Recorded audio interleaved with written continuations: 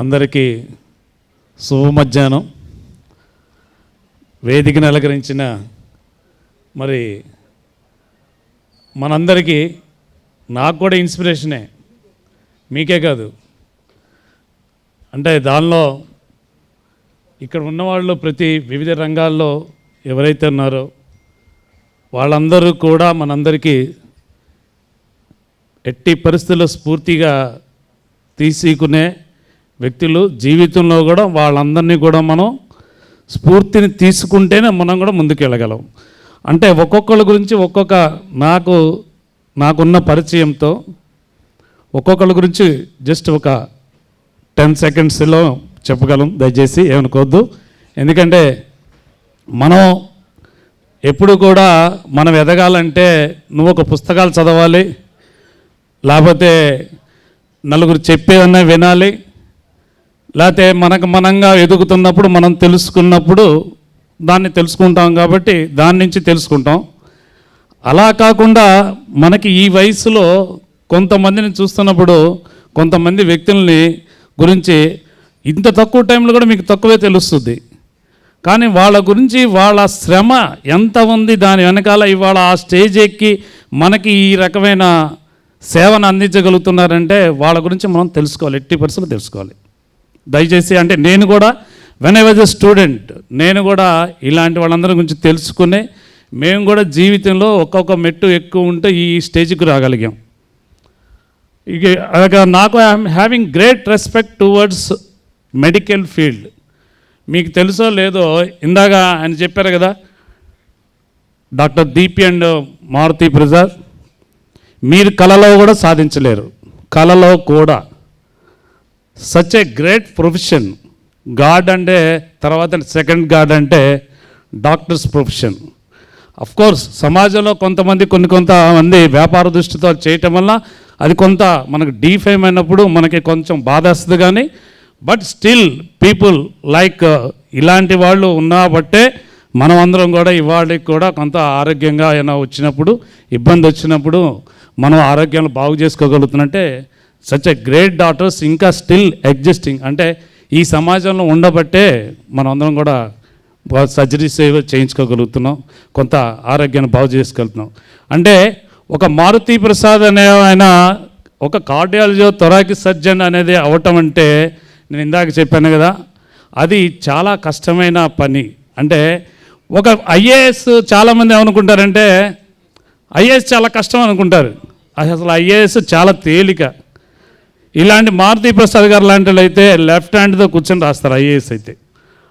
అంటే ఒక పీజీకి కష్టపడే కష్టమో నువ్వు ఒక ఐఏఎస్ మీద పెడితే ఊరినే వచ్చేస్తుంది.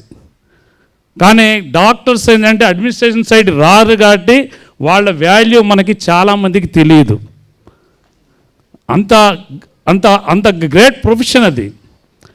అలాంటి దాంట్లో ఒక కార్డియాక్ దాంట్లో నీ గుండె, నీ హృదయం, నీది ఉన్నంత ఈ బతికున్నంత కాలం నీది స్పందించే ఒక అవయవం మీద నీకు ఒక రకమైన నీ గుండెని మళ్ళీ బాగు చేసి నిన్ను నిలబెట్టి నీ ప్రాణాలు నిలబెట్టే సచ్ ఏ గ్రేట్ ప్రొఫెషన్ని ఆయన చదువుకున్నందుకు మనందరం ముందు ఈ కేపా తరఫున వారికైతే పూర్తిగా అభినందనలు తెలియచేయాలి వాళ్ళిద్దరికీ. ఇట్స్ నాట్ ఎన్ ఈజీ అమ్మా. నా కూతురు కూడా పీజీ చదువుతుంది 3 సంవత్సరాల నుంచి. Because of what ever the reasons, ఎంత కష్టపడి రాత్రి పడినా 1-2 మార్కుల్లోనే పోతుంది. 1-2 మార్కుల్లోనే పీజీ సీటు పోతుంది. అంటే ఇండియా లెవెల్లో నీట్ లెవెల్లో ఎగ్జామ్ కండక్ట్ చేస్తుంటే మనం వచ్చేటప్పటికి మన స్టేట్లో రావాలంటే 1-2 మార్కుల్లో పోతుంది. అంటే రాత్రి పగలు చదివిన కాంపిటీషన్ ఎలా ఉందో దీన్ని బట్టి మీరు అర్థం చేసుకోవచ్చు. అంటే ఆ ప్రొఫెషన్ ఎంత కష్టమైందో. ఒక సివిల్ సర్వీసెస్కి వెళ్ళి నువ్వు అంతే కష్టపడితే పక్కా గ్యారంటీ ఉంది. సో ఆ ప్రొఫెషన్ని మనం అందరం కూడా ఎప్పుడు గౌరవించుకోవాలి. దానిలో మన సభ్యులు ఉన్నప్పుడు మనం ఇంకొంచెం వాళ్ళందరినీ కూడా ఇంకా ఎక్కువ గౌరవించుకొని వాళ్ళందరి సలహాలు తీసుకుని మనం అందరం కూడా ముందుకు వెళ్ళాలి. ఇక మన డాక్టర్ నరేంద్ర గారు ఉన్నారు, ఆయన ఐఆర్ఎస్ చేశారు. అంటే ఐఆర్ఎస్ చేసి కస్టమ్స్లో వాటిలో చేసి మీకు డైరెక్ట్గా ప్రజలకి సంబంధించిన ఏ పనులైనా మీకు డైరెక్ట్గా కనపడకపోవచ్చు. కానీ వారు కేపా తరపున చాలా సేవ చేసి వారు ఇండైరెక్ట్ సేవ చేసి మీ అందరికీ కూడా చాలా స్ఫూర్తిగా నిలబడ్డారంటే ఇప్పటికి రిటైర్మెంట్ అయిన తర్వాత is not stopping is activities. అందరూ చాలామంది అంటే రిటైర్డ్ అయిన తర్వాత చాలామంది అధికారులు వస్తారు. రిటైర్ కాకముందు కూడా ఆయన వెన్ హీ వాజ్ వర్కింగ్ అక్కడ వైజాగ్ అన్ని చేసినప్పుడు కూడా he has participated in all our యాక్టివిటీస్లో చేసి ఒక స్ఫూర్తినిచ్చి స్టూడెంట్స్కి ఒక స్కాలర్షిప్. నేను చెప్తున్నా ఇంతకుముందు చెప్తున్నాండి, మేము ఇచ్చి ఏదో మీకు ఇక్కడ కొంచెంసేపు సుత్తి వేయటం అనేది కోసం కాదు, ఇది కేవలం స్ఫూర్తి కోసమే. ఇందాక చెప్పారు కోటినా గారు, మీ పాకెట్ మనీకి ఉపయోగపడితే మాకు తెలుసు, బట్ రేపు నువ్వు సమాజంలో ఎదిగినప్పుడు నువ్వు ఇంకో 10 మంది మమ్మల్ని స్ఫూర్తి తీసుకుని నువ్వు కూడా నీ తమ్ముళ్ళకో నీ కజిన్స్కో నీ మేనమా బిడ్డలకో ఇంకోళ్ళకో నువ్వు సేవ చేయాలనేదే ఒక ఆదర్శవంతమైన స్ఫూర్తి ఇవ్వటం కోసమే ఇలాంటి కార్యక్రమాలందరూ కూడా చేస్తున్నారు.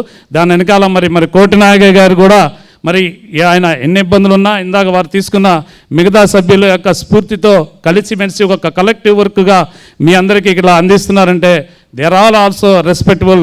మనందరి తరపున కూడా మన వారికి కూడా కృతజ్ఞతలు తెలుసుకోవాలి. ఇంకా అలాగే అరవ రామకృష్ణ గారు ఈజ్ ఫ్రమ్ హైదరాబాద్. ఎక్కడన్నా అరవ రామకృష్ణ గారు అంటే ఎక్కడ ఏ యాక్టివిటీ ఒక కమ్యూనిటీ యాక్టివిటీ జరుగుతుందంటే హీ విల్ బి దేర్. నేనున్నాను, నా వంతు బాధ్యత, నా కర్తవ్యం ఏంటి, నా కంట్రిబ్యూషన్ ఏంటి అని చక్కగా ప్రతి కార్యక్రమంలో కూడా హైదరాబాద్ నుంచి వచ్చి ఆంధ్రప్రదేశ్లో ఉన్న ఎక్కడ ఇలాంటి స్కాలర్షిప్ కార్యక్రమాలకు కానీ ఎక్కడైనా ఏ యాక్టివిటీ కానీ ఒక మంచి కార్యక్రమంలో నా వంతు బాధ్యతగా ఏంటి అని చెప్పేసి అక్కడ హైదరాబాద్లో ఎక్కడ ఆయన చూసుకు వ్యాపారం చేసుకోకుండా ఆంధ్ర రాష్ట్రంలో కూడా వచ్చి మన కమ్యూనిటీకి ఈ కేపా తరపున కూడా వారి వంతు సహాయం ప్రతి చోట చేస్తున్నందుకు కూడా వారికి కూడా మనం పూర్తిగా ధన్యవాదాలు తెలుపుకోవాల్సిందిగా కోరుతున్నాను. ఇంకా మన కోటి నాగయ్య గారి గురించి మీకు తెలిసిందే. అలాగే తులసి రామచంద్రబాబు గారు ఉన్నారు. వారు ఇందాక చెప్పారు, వారు సంపాదించిన దాంట్లో ఒక కేపాలు కాకుండా పిల్లలు చదువుకోవాలి, పేద పిల్లలకు ఉద్యోగాలు ఇవ్వాలి, వీళ్ళందరికీ మనం ఏదైనా సేవ చేయాలి, సమాజంలో సేవ చేయాలి. 10 మంది ఉద్యోగాలు రాలేకపోయిన వాళ్ళకి, కష్టపడి పైకి వచ్చే వాళ్ళందరికీ, మధ్యతరగతి వాళ్ళకి, వీళ్ళందరికీ కూడా సేవ చేయాలనే ఒక మంచి ఉద్దేశంతో తులసి రామచంద్ర వారి యొక్క కంపెనీలో సీడ్స్ కంపెనీ ఉండి తులసి సీడ్స్ కంపెనీలో వారు ఎంతో అత్యున్నతమైన స్థితికి వెళ్ళి మనందరికీ కూడా మధ్యతరగతిలో ఉన్న వాళ్ళకి, చదువుకున్న వాళ్ళకి, వాళ్ళందరికీ కూడా ఉద్యోగాలు ఇస్తూ వారు ఎంతో స్ఫూర్తిగా ఈ స్కాలర్షిప్లు అమౌంట్స్ ఇస్తూ చేస్తూ ఉన్నారు. ఇంకా రంగిశెట్టి జగదీష్ బాబు గారు వారు ఒక ఫార్మా కంపెనీనే చేస్తున్నారు. అంటే ఫార్మా కంపెనీ ఒక మేనేజ్ చేయటం అంటే it's not an easy thing. మీ అందరికీ తెలుసో లేదో, నేను when I was OSD to deputy CM హెల్త్గా ఉన్నాను. కరోనా టైంలో హీ ఇన్వెంటెడ్ ఒక మెడిసిన్ ఒకటి, ఇంజెక్షన్స్ ఒకటి మన స్టేట్లో ఆయన కంపెనీ తరపున ఒక మందు కనుక్కొని ఆ మెడిసిన్స్ అన్నీ కూడా, ఆ ట్యాబ్లెట్స్ అన్నీ కూడా ఆ టైంలో కరోనా టైంలో మన అందరికీ కూడా మన కరోనా పేషెంట్స్ అందరూ కూడా ఉపయోగించడం జరిగింది. మరి అలాంటి వ్యక్తి మీ ముందు ఉన్నారు. అది it's a privilege to all of us. ఎందుకంటే అలాంటి వ్యక్తులు ఏదో ఆయన స్వార్థంగా ఉండి కాకుండా ఎక్కడ రాష్ట్రంలో కూడా ఆయన కూడా ఎక్కడ పిల్లలకి సంబంధించిన కమ్యూనిటీకి పిల్లలకి కేపా తరపున కానీ ఎక్కడైనా కానీ ఎక్కడున్న వారి కంట్రిబ్యూషన్ ఇస్తూ, అలాగే వారి కంపెనీలో కూడా చాలామంది మధ్యతరగతి పిల్లలకి, వారి ఊరికి సంబంధించిన పిల్లలకి కానీ, వారి ఊరి రుణం తీర్చుకోవటంలో కానీ వారు ఎట్లా చాలా ప్రతి దాంట్లో కూడా ఉంటూ ఒక స్ఫూర్తినిస్తూ వారు కూడా చాలా మనందరి ముందు కూర్చున్నందుకు మనం కూడా గర్వంగా ఫీల్ అవ్వాలి.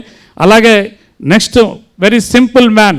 అంటే అమెరికా నుంచి ఉంటే చాలామంది అనుకుంటూ ఉంటారు, ఏదో సూట్ వేసుకొచ్చాం, బూట్ వేసుకొచ్చాం, సూట్ లేదు, ఏమీ లేదు, ఈయన ఏంటో అమెరికన్ ప్రోగ్రెస్ అసోసియేషన్ ప్రెసిడెంట్ ఏంటో అనుకుంటారు. Such a great simple man Subrahmanyam గారు. ఆయన యాక్టివిటీస్ ఎలా ఉంటాయంటే he always links is activities with spirituality. మనం చేసే పనిలో స్పిరిచువాలిటీని కూడా తీసుకొచ్చి దాన్ని మిళితం చేసి న్యాయంగా ఎవరికైతే అర్హులు ఉంటారో వాళ్ళందరికీ న్యాయం చేయాలంటూ తపన పడుతూ ఆయన ఉన్నంతకాలం అమెరికన్ అసోసియేషన్ ప్రెసిడెంట్గా ఆప్టాకి ఉన్నప్పుడు ప్రతిసారి స్కాలర్షిప్లకు 2500 మందికి ఆయనతో పాటు నేను కూడా అప్పుడు నేను డిప్యూటీ కలెక్టర్గా ఉండేవాడిని. నేను ఆయనతో పాటు ఉండి 2 సంవత్సరాలు తెనాలిలో కానీ విజయవాడలో కానీ ఉండి ఆయన వెనకాలం ఇవన్నీ ఉండి ఒక పిల్లలకి స్ఫూర్తినిచ్చే ఈ కార్యక్రమం నా వంతు బాధ్యతగా కూడా నిర్వర్తిస్తూ ఆయన వెరీ డౌన్ టు ఎర్త్. అంటే ఎక్కడికి ఇది నేను అమెరికన్ ఆప్టా ప్రెసిడెంట్ కాదు అనేది ఆయన అనుకుంటూ ఉంటాడు. నేను అమెరికన్ ఆప్టా ప్రెసిడెంట్గా అనుకుంటే నేను పని చేయలేమని ముందుకు వెళ్ళలేనేమో, ఎక్కడో ఆ ఈగో ప్రాబ్లం వస్తుందనే దృష్టితో ఒక డౌన్ టు ఎర్త్ కాదు అనుకుని ఒక సామాన్య కార్యకర్తలాగా ఆయన స్కాలర్షిప్లు పంచే కార్యక్రమాన్ని కూడా చేశారు. Such a great simple man. So ఇక నా గురించి ఎప్పుడు నాకు ఇష్టం లేదు. ఇక మీ అందరికి ఒకటి చిన్న 2 minutesలో క్లోజ్ చేస్తాను. మనం ఏంటంటే చాలామంది కూడా ప్రతి మనిషి ఎదుగుతాడు. ప్రతి మనిషి ఎదిగిన తర్వాత వాళ్ళు ఏంటంటే ఇంక నేను ఎదిగిపోయాను, నా కుటుంబం ఎదిగిపోయిందని చాలామంది వాళ్ళు ఒక గిరి గీసుకుంటారన్నమాట. సో ఆ గిరి గీసుకునే తత్వాన్ని దయచేసి మీరు ఎట్టి పరిస్థితుల్లో ఎవరు కూడా దాన్ని అలవర్చుకోవద్దు. యూ ప్లీజ్ ఎలాబరేట్ మీకున్న ఆ చుట్టుపక్కల వేసుకున్న కంచెల్ని మీరు చెల్లాచెదురు చేసుకుని రాబోయే కాలంలో కూడా మీరందరూ కూడా మీరు మీ కుటుంబం అనే కాకుండా మీ కుటుంబంలో ఉన్న మిగతా కుటుంబ సభ్యుల్ని కూడా వాళ్ళందరినీ కూడా వాళ్ళకి అవసరాలు కూడా చూసుకుంటూ వాళ్ళ చదువుకి ఆరోగ్యానికి ఈ రెండింటికి మీరు తప్పకుండా ఎల్లవేళలా మీ కుటుంబంలో మీ కుటుంబ సభ్యులకి మీ బంధువులకి మీరు చేస్తూనే ఉండాలి. అలా చేస్తున్నప్పుడే ఏ కుటుంబంలో ఎవరైతే ఎదిగితే నీ కుటుంబ సభ్యులు నీ బంధువుల మధ్య చేసినప్పుడు నీకు పక్కనోడు ఎవరి దగ్గరగా కూడా నువ్వు వెళ్ళాల్సిన అవసరం ఉండదు. ఇది మీలో ఎదిగిన ఎవరైతే ఉన్నారో మీ బంధువులు కానీ మీ కుటుంబ సభ్యులు మీ అన్నదమ్ములు కానీ మీరు దయచేసి వాళ్ళందరికీ కూడా ఒక చక్కగా ఆ మెసేజ్ వెళ్ళేటట్టు చేయండి. ప్రతి ఒక్కళ్ళు కూడా నేను చాలామంది చాలా మంచి బట్టలు వేసుకుని నాకు ఇంత బంగారు గొలుసులు ఉన్నాయి, నాకు ఇంత ఉన్నాయి అంటే వాళ్ళందరిని అడగండి, నువ్వేం చేసావు మాకని చెప్పి అడగండి. మొహమాటం లేదు. మీ బంధువులు కానీ ఎవరైనా కానీ కారుల్లో వస్తారు, దర్పంగా వస్తారు, బంగారం బాగా వేసుకుని ఉంటారు, నువ్వు మాకు కానీ సమాజానికి కానీ నువ్వు చేసింది ఏంటి అని అడగండి. అప్పుడు మాత్రమే వాళ్ళలో ఒక కదలిక వస్తుంది. They will think over it. వాళ్ళ పిల్లలన్నీ అడుగుతారు వాళ్ళ తల్లిదండ్రుల్ని, నిజమేనా what contribution we have contributed to society, ఏం చేసావు ఏంటి అని అడుగుతారు తప్పకుండా. సో ఈ కదలిక అనేది ఏ కమ్యూనిటీలో అయినా సరే మీరు మిగతా వాళ్ళని మీలో ఎదిగిన వాళ్ళని తప్పకుండా ప్రశ్నించండి. మీ వాళ్ళు ఎదిగారంటే దానిలో మీ కంట్రిబ్యూషన్ కూడా తప్పకుండా ఉంటుంది. అలాగే మనమందరం చాలామంది చూస్తూ ఉంటాం.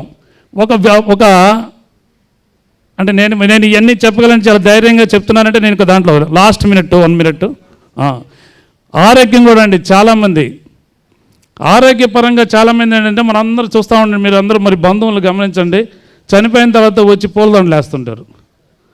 చనిపోక ముందు పూలదండలు వేయటం కదరా బాబు, హాస్పిటల్కి వెళ్ళి నీ వంతు సహాయం ఎంతో నువ్వు చేయరా బాబు అని చెప్పి ఒకనాడు అడగండి. ఈ రెండే మీరు మిగతా ఎక్స్పెక్ట్ చేయొద్దు. మీరు దయచేసి ఎక్స్పెక్ట్ చేసినా కూడా వాళ్ళకి ఎక్కదు. ఈ 2 మాత్రము విద్యకి వైద్యానికి సంబంధించి మీలో మీ బంధువులు ఎవరైతే ఎదుగున్నారో వాళ్ళ కథలకి తెప్పించండి. వాళ్ళు తప్పకుండా కూడా కదులుతారు.